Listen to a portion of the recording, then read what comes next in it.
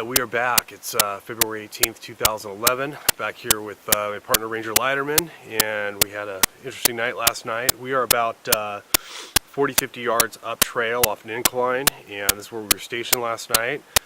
We got up here kind of early, right after dusk. We got a big power strike that was actually right up here. It almost sounded like it was wood on wood and very strong. After that, I did a response knock, and basically we heard what I would say characterizes a tree being torn apart or torn down, actually in this direction, over here.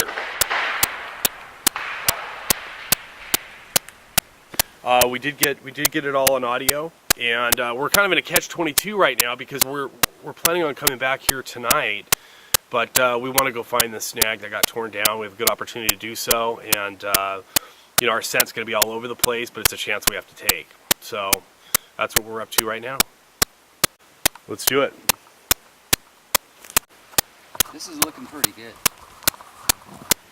We were up and down the hillsides looking for fallen snags that are pretty recent. Some had moss on them, some had sticks over the top. This one here, it seems to be lacking those things. And it looks like it's broken into little pieces, and it's really not that old. Because what we're looking for something fresh last night.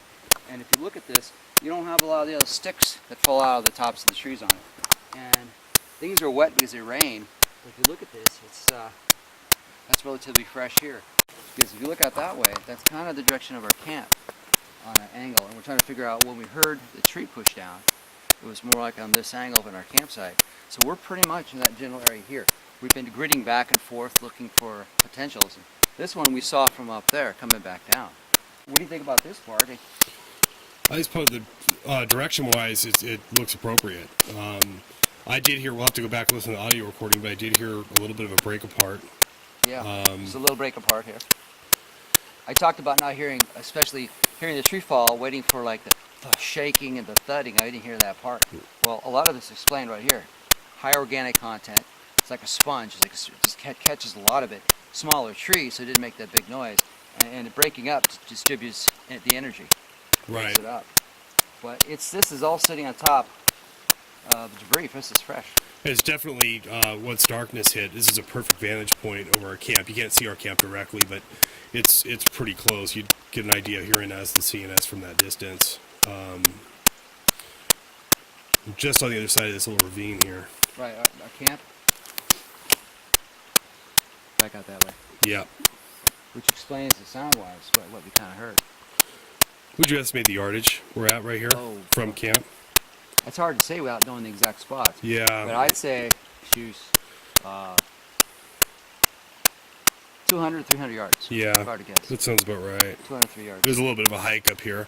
Yeah, we kind of took the scenic route, kind of zigzag, gridding back and forth, looking for anything in the general area where we heard the sound coming from. And this is how you find it. You grid it out, you look, you try to find the locations, look for things that are fresh and new. Here you go. Last night's fall. Yeah, that was a very violent pushover last night. Direct response to that, my knocking the second time. Of course, we didn't see anybody push it over, but no. It's the only tree pushed down, and it's relatively fresh. And we didn't have winds last night. It did a little bit of soft rain, but it was no heavy winds. I guess this tree is filled up, got saturated. Well, that's what when this coastal redwood forest here this time of year, it's why we like it. It's the wind protection, and it's almost like a cathedral in here. Air is different, and very quiet in here, although we did run into the rains last night. This is a pretty good candidate. I mean, this could explain last night's fall. Because at the base here, it's fractured off. I mean, this is what was holding it together. The spruce, and it's got that corn chip bark. But it's pretty rotted out. And I'm just going to roll this log, Bart. See, there's an old saying, there's three conchs and you're out.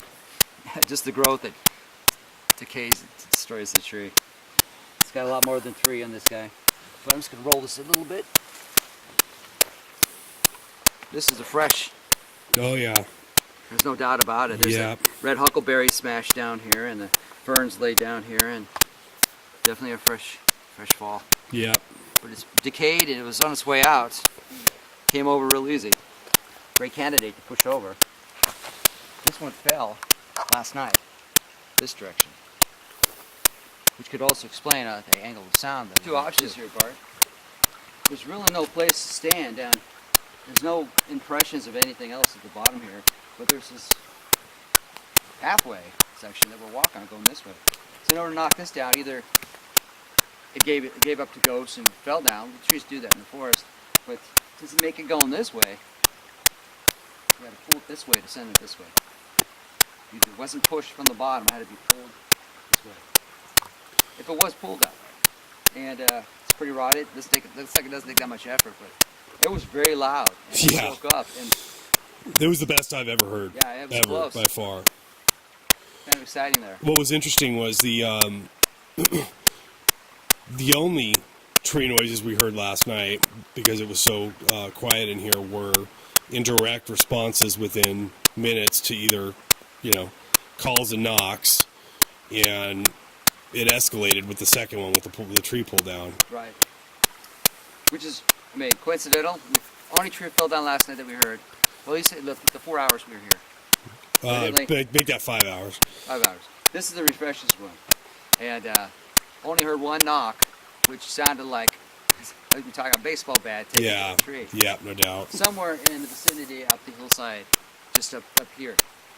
So now we're looking for a discolored indentation mark on one of the spruce. We think spruce for sure. Well, we knocked on a couple of the trees. Usually, old dead trees make a nice acoustics for it. But the spruces, I picked up a stick, hit the spruce. It had a good sound to it. So redwood's got a lot of heavy bark on it. So it has that muffled sound. But so a snag, which without the bark, wood, nice sound. Spruces like this one here had a good sound to it. So we'll see what we can find. Now the knock area was still out this way, somewhere up there. Now we got to find the knock tree.